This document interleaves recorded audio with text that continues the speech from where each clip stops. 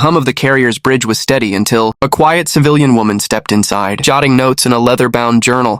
Nobody spoke to her. Nobody stopped her. Not until Admiral Cole Harrington finally noticed. His voice cut through the room like a blade. "Who cleared a civilian on my bridge?" Before anyone could respond, he turned sharply to security. "Escort her out now." No one spoke in her defense. The heavy doors closed behind her, whispers trailing. 90 minutes later, as Operation Ironwave was underway, the unthinkable happened. Launch systems froze. Authentication codes failed. Foreign observers leaned forward, sensing weakness. The Admiral's confidence was unraveling. Until the bridge doors opened again, she was back. "Before we continue, I'd love to know, from which city or town are you joining us today? And if stories of quiet courage and unsung heroes speak to you, I'd be honored if you'd subscribe and be part of this storytelling journey with us." The USS Resolute cut a clean path through the dark blue waters of the Pacific. Nearly 5,000 sailors and officers were aboard. Every deck alive with activity as preparations intensified for Operation Ironwave, a classified missile defense exercise years in the making. On the bridge, Admiral Cole Harrington stood tall, his posture as steady as the steel deck beneath his boots. His chest bore rows of hard-earned medals, each a testament to decades of service. Morning sunlight poured through reinforced glass, glinting off polished brass railings and catching the focused faces of his crew. Near the navigation console, a woman stood quietly. Caroline Voss. Her silver-streaked hair was pulled back into a simple, fictional bun, the navy slacks and tailored jacket she wore were neither expensive nor plain. They were chosen with care, meant to be invisible. Caroline's sharp eyes moved deliberately across the glowing display. Every few moments, she made quick, precise notes in a slim, leather-bound notebook. She carried herself with purpose, but somehow always stayed just outside the center of attention. An art she'd perfected over decades. Lieutenant Commander Mason Rourke passed by, barely glancing at her as he delivered a stack of status reports to the Admiral. At a nearby console, 3 analysts debated missile trajectory adjustments. Their eyes drifted past Caroline without a flicker of interest, as though she were just another piece of equipment on the bridge. That suited her perfectly. Invisibility was a form of armor, and Caroline wore it well. But then Admiral Harrington's gaze found her. His voice cut through the bridge like a blade. "Who authorized a civilian on my bridge during pre-drill procedures?" The room fell silent. Conversation stopped mid-sentence. All eyes turned toward the woman who seemed to have materialized out of nowhere. No one answered. No one claimed her. Caroline felt the weight of a dozen stares but didn't flinch. She'd endured far worse than the discomfort of a few suspicious glances. Lieutenant Commander Rourke stepped closer to the Admiral, lowering his voice just slightly. "Sir, protocol places civilian observers in the designated viewing area." Caroline remained silent, closing her notebook with a quiet snap. Her eyes, calm but keen, swept the room. She noted who looked confused, who looked suspicious, and the few who looked like they recognized her. As it should be, very few people did. The Admiral straightened, his decision swift. "Security. Escort this woman to the visitor quarters. She has no business here." Rourke turned to her, his tone professional but firm. "Ma'am, you'll need to come with me." From across the bridge, Ensign Tyler Briggs smirked. "Guess someone's tour group wandered into the wrong hallway," he muttered just loud enough for a few junior officers to hear. There were muffled chuckles. Caroline ignored them, her face unreadable as she stepped toward the exit. Behind her, whispers rippled through the bridge crew like a current through shallow water. Probably some Defense Department pencil pusher. How'd she even get clearance aboard? At the far end of the room, Commander James Leland, the ship's executive officer, said nothing. His expression gave nothing away as his eyes followed Caroline to the door. When it closed, he quietly checked his watch before returning to his station. Caroline allowed herself to be guided through the carrier's labyrinth of corridors. Lieutenant Rourke walked a step behind, not close enough to crowd her, but close enough to make it clear she was not free to wander. They passed through 3 secure checkpoints. At each one, Rourke gave the same curt explanation. "Escort duty, civilian observer." The guards didn't question further, but their curious glances said plenty. "Civilian removed from bridge per Admiral's orders. Destination visitor quarters." At the 3rd checkpoint, a senior chief petty officer, weathered by decades at sea, glanced up from his post. His steel-gray eyes met Caroline Voss's for only a second. His expression was unreadable. Then he nodded. "Understood, proceed." Caroline was escorted to a compact, but well-furnished cabin reserved for visiting officials. The security officer hesitated at the door, unsure how to address her. "Ma'am, you're requested to remain here until further notice.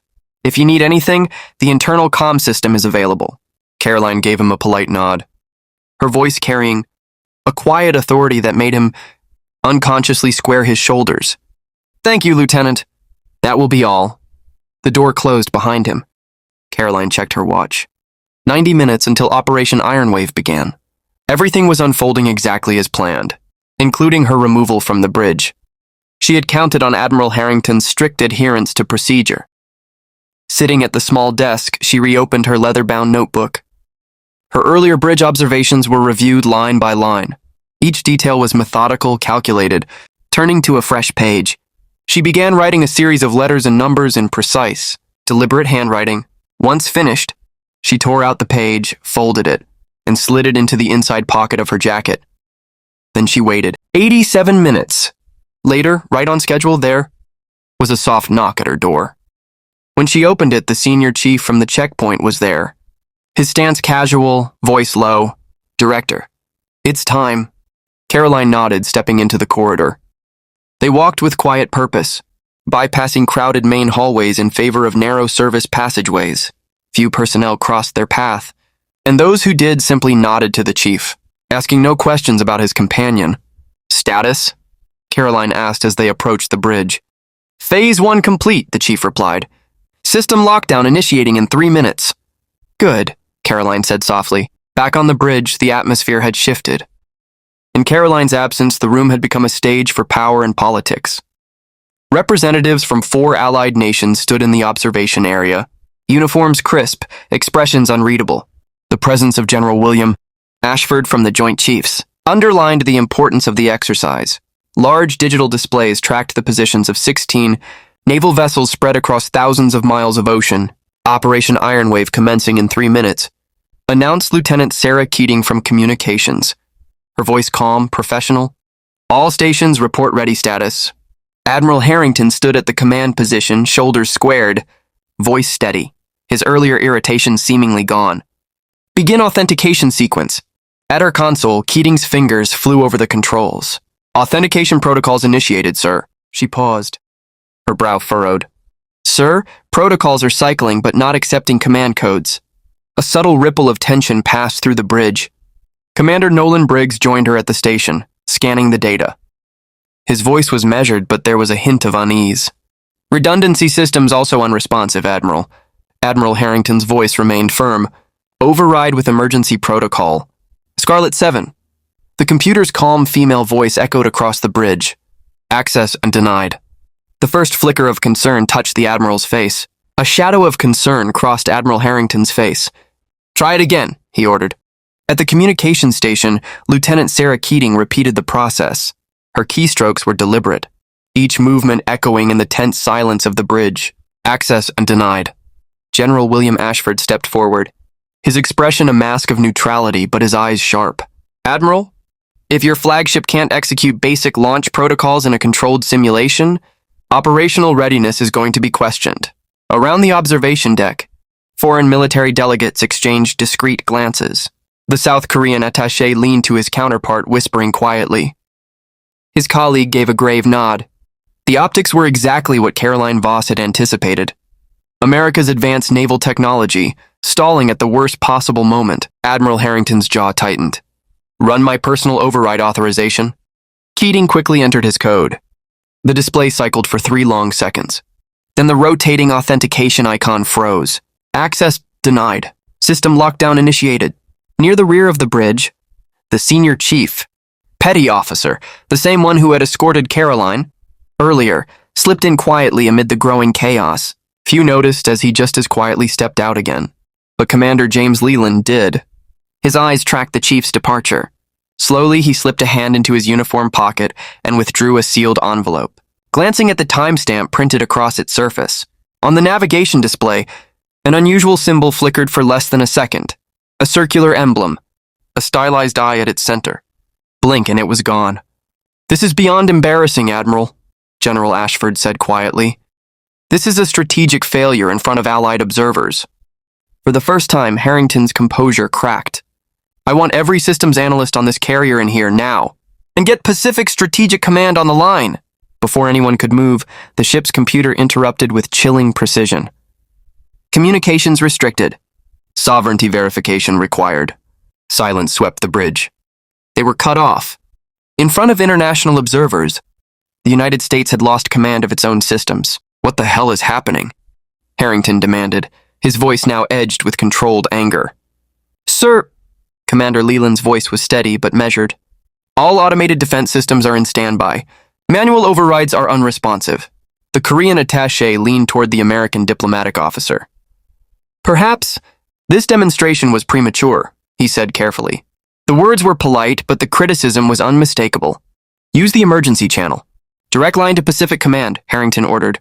"Sir, all external communications are locked," Keating replied, frustration clear in her tone. "The system is demanding a sovereignty verification we don't have." "Override it," Harrington barked. "I can't, sir," she said flatly. "The system isn't recognizing any of our codes." General Ashford stepped closer to Harrington, lowering his voice. "Admiral, if this is a system failure, it must be fixed immediately. If it's something else..." He let the implication hang. "It's not a breach," Harrington snapped back. "This system was cleared by the NSA last month." The tension on the bridge was thick enough to cut. In the corner, Commander Leland finally broke the seal on the envelope. His eyes scanned the contents, his expression shifting from concern to understanding. He checked his watch one last time, then stepped toward the Admiral. "Sir," he said quietly, "I believe help is already on the way." As if on cue, the heavy bridge doors slid open. Every conversation stopped mid-sentence. All eyes turned toward the entrance. Caroline Voss stepped through, the senior chief now at her side. Her posture had shifted, still calm, but there was a quiet weight in her presence now. Nothing in her appearance had changed. Yet it was as if she'd decided to stop blending in. Admiral Harrington's face darkened. "I ordered you confined to visitor quarters." "Security, remove this woman immediately!" Caroline didn't acknowledge him. Instead, she walked directly toward the command console. Her steps were unhurried, measured. The kind of movement that belonged to someone who had been here before. Many times. Caroline Voss walked as if she had rehearsed this moment 1,000 times. Two security officers stepped forward to intercept her, their hands instinctively brushing the holsters at their sides. Before they could act, Commander James Leland raised a hand. "Let her pass," he said quietly, but with a weight in his voice that surprised everyone. The security team hesitated, glancing between Leland and Admiral Harrington. In that moment of uncertainty, Caroline moved forward without breaking pace. From the observation deck, General William Ashford studied her carefully. His expression shifted, first confusion, then recognition. He took half a step forward, then deliberately stepped back, choosing to watch rather than interfere. "What is the meaning of this?" Harrington demanded. But the challenge lacked the force it had earlier. Something in Caroline's demeanor had shifted the balance of the entire bridge. She reached the primary lockdown console. Without hesitation, she entered a 16-digit sequence from memory, her fingers moving in a precise, unbroken rhythm. The console processed the input, lights flashing in rapid succession. "Sovereign override accepted," the ship's computer announced, its synthetic tone carrying a subtle weight that hadn't been there before. "Shadow protocol authenticated. Welcome, Director Voss." The main display changed instantly. A classification appeared across the top in stark white text. "Shadow 7 authority active." Beneath it, a security clearance icon appeared, one that most of the crew had never even seen before. A black hexagon with a single white mark at its center. Harrington's face drained of color as realization hit. His eyes darted from Caroline to General Ashford, who now wore a grim, knowing expression. The Admiral opened his mouth, then closed it again, recalculating everything he thought he knew about his command. Commander Leland stepped up beside Caroline, producing her small black notebook from earlier. "The preliminary analysis. Director, just as you requested," he said respectfully, handing it to her. On the observation deck, the foreign representatives straightened, their earlier skepticism replaced with sharp attention. The South Korean attaché, so dismissive earlier, now stood utterly still, watching every movement she made. Ensign Tyler Briggs, who had mocked her just hours earlier, stared in stunned silence. His face paled as the implications sank in. General Ashford moved beside Harrington, lowering his voice. "You've never met a shadow director before?" Harrington's tone was almost a whisper. No, I wasn't informed. That's the point, Admiral, Ashford replied evenly. If you knew, so might others. Shadow directors are embedded in every strategic installation. They carry ultimate override authority. They answer only to the President and the Joint Chiefs. Caroline's fingers moved across the console with calm precision. One by one, status indicators flipped from red to green. Each activation was punctuated by a soft chime. The bridge crew stood frozen, watching as she navigated security protocols that had resisted their best analysts for nearly an hour. Caroline Voss walked as if she had rehearsed this moment 1,000 times. Two security officers stepped forward to intercept her, their hands instinctively brushing the holsters at their sides. Before they could act, Commander James Leland raised a hand. "Let her pass," he said quietly, but with a weight in his voice that surprised everyone. The security team hesitated, glancing between Leland and Admiral Harrington. In that moment of uncertainty, Caroline moved forward without breaking pace. From the observation deck, General William Ashford studied her carefully. His expression shifted, first confusion, then recognition. He took half a step forward, then deliberately stepped back, choosing to watch rather than interfere. "What is the meaning of this?" Harrington demanded. But the challenge lacked the force it had earlier. Something in Caroline's demeanor had shifted the balance of the entire bridge. The bridge was silent. Every officer, every technician, every observer stood, frozen in the realization that the quiet civilian they had overlooked, some even mocked, now carried authority that outweighed every person in the room, including Admiral Harrington. It was more than shock. It was a physical shift in the atmosphere. A collective understanding that her presence here had never been casual.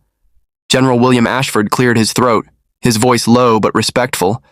"Director, perhaps we should discuss the security implications in private." Caroline Voss nodded once. "A full briefing will be provided to those with clearance," she said evenly. "For now, the exercise will continue." She turned toward Lieutenant Sarah Keating. "Communications are restored. Inform the fleet we resume in 5 minutes." "Yes, Director," Keating replied automatically. The title came naturally, despite it being the first time she had ever said it. Caroline returned to the central console, her hands making swift, precise adjustments. Beside her, Admiral Harrington moved closer, lowering his voice. "How long have you been embedded in my command?" Without looking up, Caroline answered calmly. "That's not relevant to the current situation, Admiral. What matters is determining the origin of the intrusion attempt." The deflection was a polite rebuke, and Harrington recognized it for what it was. "Of course," he said after a beat. "How can my team assist?" "By continuing the drill as planned," she replied. "Any deviation from protocol risks alerting the responsible parties." Caroline paused briefly, visibly uncomfortable with the display. She gave the smallest nod in acknowledgement, but said nothing more. The senior chief petty officer, her quiet security, shadow all along, fell in step beside her as she left. The bridge doors slid shut behind them, leaving a transformed air in their wake. Silence lingered. For several long seconds, no one spoke. Finally, General Ashford broke it. "In 30 years, I've crossed paths with Shadow Program personnel twice," he said quietly. "Both times under circumstances I still can't discuss. Consider yourselves privileged to have seen one in action." Admiral Harrington nodded slowly, his expression thoughtful. His tone changed. "Resume drill preparations," he ordered, his voice now measured, steady. The crew moved with renewed focus, the weight of what they'd witnessed still heavy in the room. "Commander Leland, schedule a full security briefing for senior staff. At 1800 hours, Admiral Harrington ordered. "Aye, sir," Leland replied, already making the arrangements. The bridge slowly returned to its normal rhythm, but the earlier events hung in the air like the afterimage of a lightning strike. The revelation of Caroline Voss's true identity hadn't just surprised them, it had shifted their understanding of power aboard this ship. For many, it was a humbling reminder. True authority didn't always wear visible rank. Sometimes it walked quietly, until it needed to be heard. Commander James Leland returned to his station, meeting the curious glances of fellow officers with the same controlled composure he had shown all day. Some were now wondering, had he known? Had he suspected? The way he'd handled the situation placed him in a unique position, one that raised quiet questions about where exactly he stood in the chain of command. At the communications station, Lieutenant Sarah Keating re-established fleet channels. Her hands moved with a new precision. No idle chatter, no missed keystrokes. She had just witnessed the Navy's chain of command bend. if only for a moment, to someone outside its formal structure, and she wasn't about to forget it. All around the bridge, operations resumed. But the undercurrent had changed. Everyone was just a little sharper, a little more careful, because now they all knew the woman who had walked off the bridge might be watching still. All vessels reporting ready status. Lieutenant Sarah Keating announced, her voice steady. Operation Ironwave can resume on your command, Admiral. Admiral Cole Harrington stepped to the center of the bridge, hands clasped behind his back. Proceed with the exercise, he ordered. The words carried the same authority as always. But those who had served under him long, enough could hear it something. In his tone had shifted. As the drill resumed, the events of the past hour receded into the background. Systems operated smoothly. Fleet coordination was precise. But in quiet moments when the noise of orders and reports faded, every officer found their mind returning to the same thought. The woman who had walked onto their bridge, and how she had transformed from invisible to commanding in a matter of moments. Later that afternoon, in the officers' mess, the speculation began. Whispers passed between tables. Who was she really? How long had she been aboard? What exactly was the shadow program? Pieces of fact were filled in with rumor, until she became something larger than a person. A quiet legend growing in real time. At one table, Ensign Tyler Briggs sat silently. The same officer who had mocked her earlier now carried the weight of that moment like a stone in his chest. He had dismissed someone whose authority dwarfed anything he had ever seen in his young career. It was a lesson he would not forget. As evening approached, Admiral Harrington reviewed the day's exercise results in his private quarters. The data was clear. Every objective had been completed successfully. Performance exceeded expectations in almost every category. By the Navy's measure, Operation Ironwave had been a success. And yet, Harrington found himself distracted. His mind kept replaying the moment Caroline Voss entered her override code, how the system responded instantly to her authority, and the classification level he had never even seen before. A knock interrupted his thoughts. Enter, he called. Commander James Leland stepped inside, carrying a sealed folder stamped with multiple security classifications. The briefing materials for tonight, sir. Harrington accepted the folder, studying Leland for a moment. You knew about her. It wasn't a question. Leland's answer was careful. Not exactly, sir. I was informed a shadow program asset was aboard about 14 months ago. I was given protocols to follow in the event of certain contingencies. Today was the first time those protocols were activated. And you never thought to inform me? Harrington asked, his voice low. My orders were explicit, Admiral. Knowledge containment was paramount. Harrington considered this, then gave a slow nod. I understand. Thank you, Commander. When Leland left, Harrington opened the folder. Inside were detailed reports of the attempted security breach during the exercise, technical breakdowns, logs of intrusion detection, recommendations for closing vulnerabilities. What the folder did not contain was any information about Caroline Voss, or the shadow program. Harrington realized this mystery would remain unsolved, at least for him. It was frustrating and strangely reassuring. As he closed the folder, Harrington made a quiet mental note to watch more carefully the unassuming people aboard his ship. The ones who moved through the carrier's daily life without fanfare. The ones who listened more than they spoke. Because now he understood. Some of them might be far more than they appeared. The day's drills were complete. From the horizon, aircraft returned to the carrier one by one, their silhouettes cutting sharp lines against the deepening orange of the Pacific sunset. On the flight deck, organized chaos pulsed like a living machine. Deck crews in color-coded jerseys guided each jet to its assigned spot. Hand signals sharp, precise. Engines roared, arresting cables snapped taut, and the Navy's orchestrated ballet of aviation played out with clockwork discipline. At the edge of the deck, inside a marked safe observation area, Caroline Voss stood alone. The wind coming off the sea tugged at her hair, pulling loose strands from the simple bun she always wore. Her tailored civilian jacket was gone, replaced with a plain Navy-issue windbreaker, no insignia, no markings, nothing to draw attention. From a distance, she could have been any guest aboard the ship, but those who knew what had unfolded earlier that day knew better. She stood quietly, eyes scanning the deck, not like a tourist, but like someone cataloging every detail, every landing, every pattern in the controlled chaos. Down the deck, Admiral Cole Harrington stepped out onto the observation platform, joining her without ceremony. For a long moment, neither spoke.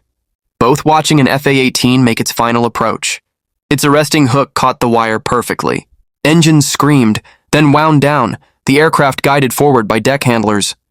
"It's been a long time since I watched sunset landings," Harrington said finally, his voice quieter than usual.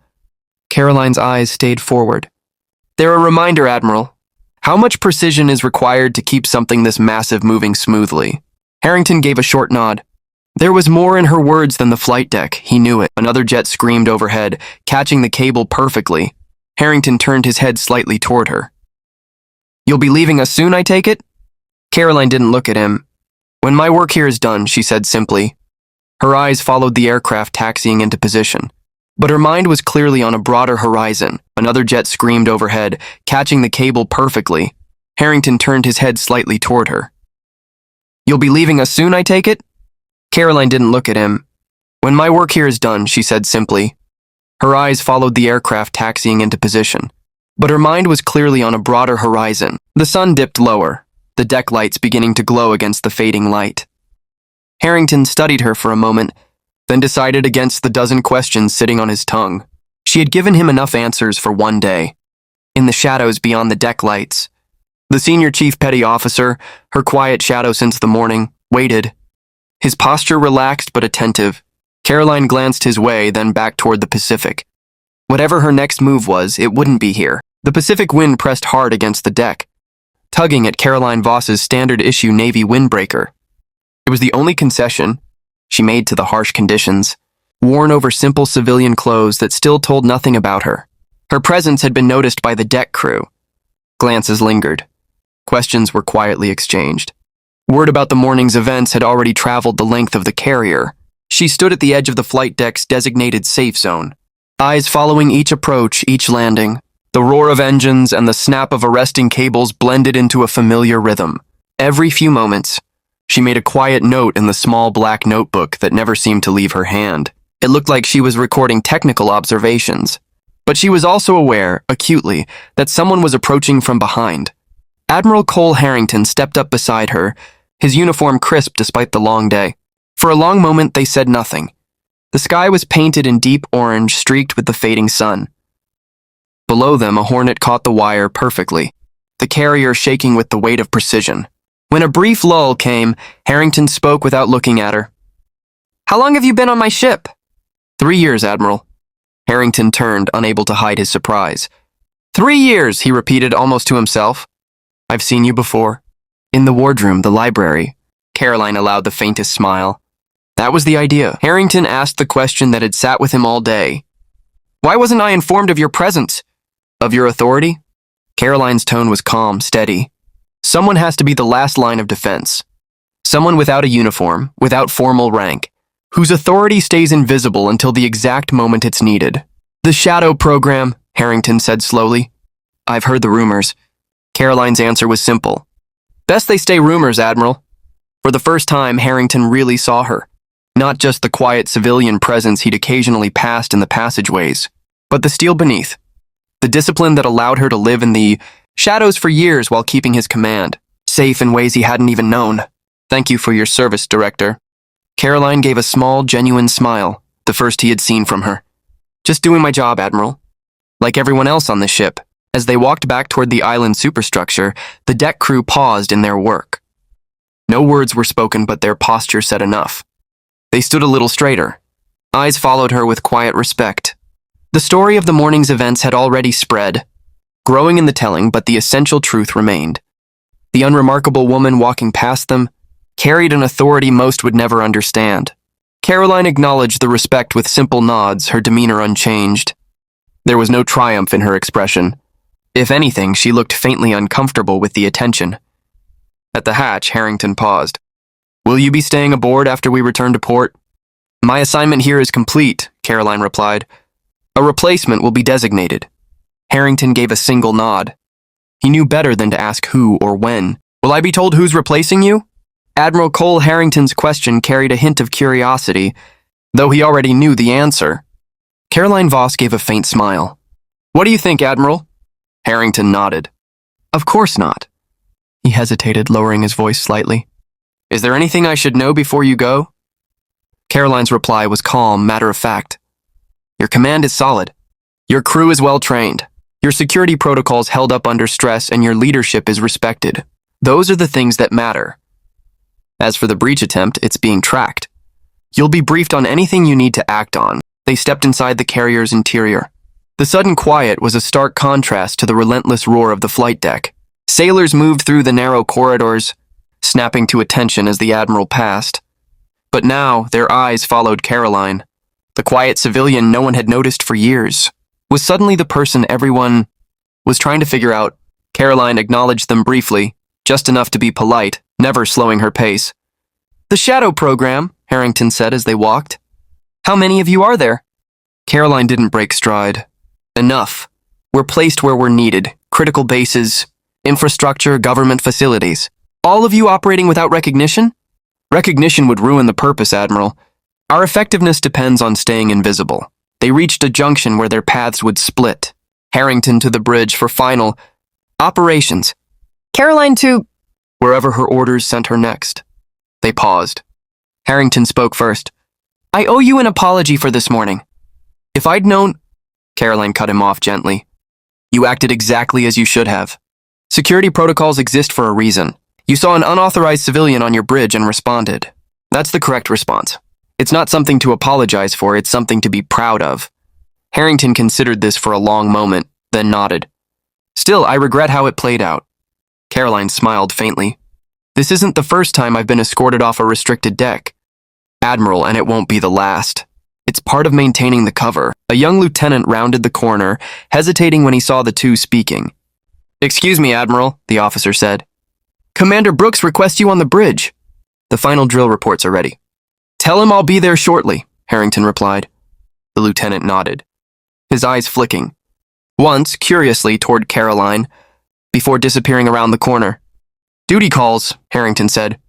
"It always does," Caroline answered. "Will I see you again before you disembark?" "Unlikely," she said.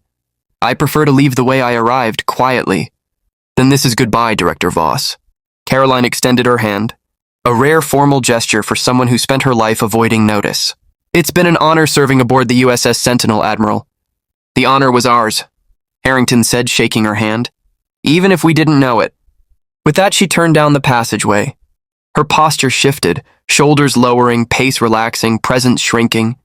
Within 10 steps, Caroline Voss was once again just another anonymous civilian. 2 days later, as the Sentinel neared San Diego, Harrington realized he hadn't seen her since that moment in the corridor.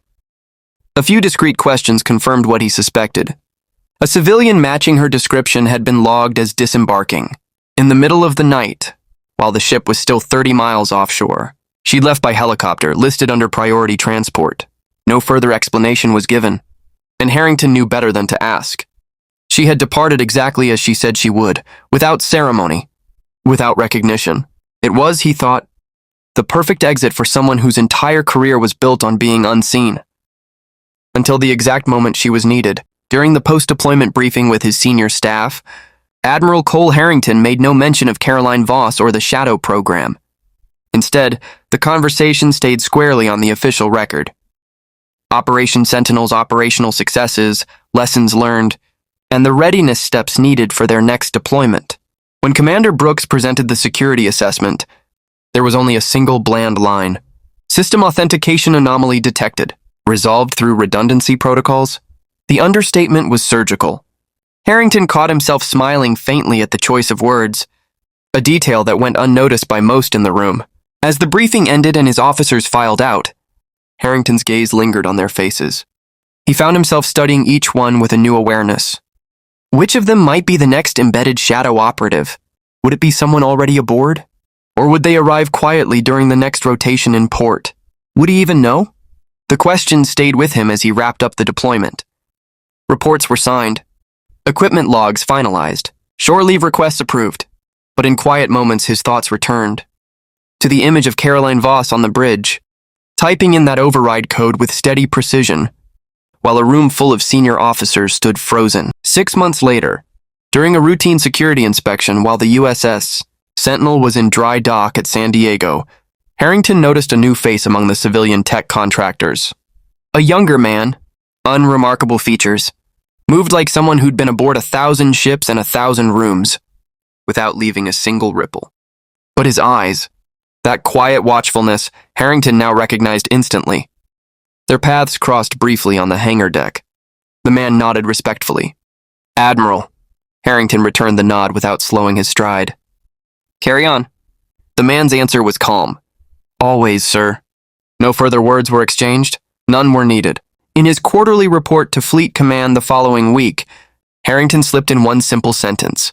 "All operational security protocols functioning as designed." It was the closest he would ever come to acknowledging what he had learned about the invisible layers protecting his ship. Life aboard the Sentinel returned to its steady rhythm. Operations, drills, missions. But Harrington now found himself paying closer attention, not to the loudest voices or the decorated uniforms, but to the quiet ones, the watchers, the people who moved along the edges of every room, never drawing attention, never making waves. In the officers' mess one evening, he overheard a pair of junior officers retelling the story from Operation Sentinel. It had already taken on the shape of legend.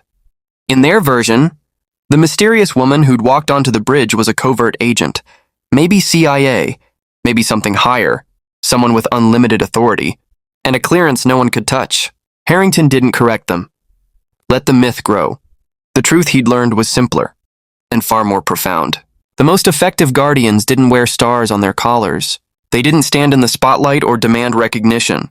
They moved quietly, waiting, watching, until the moment came when the room fell silent, and they stepped forward, inputting the code that only they knew.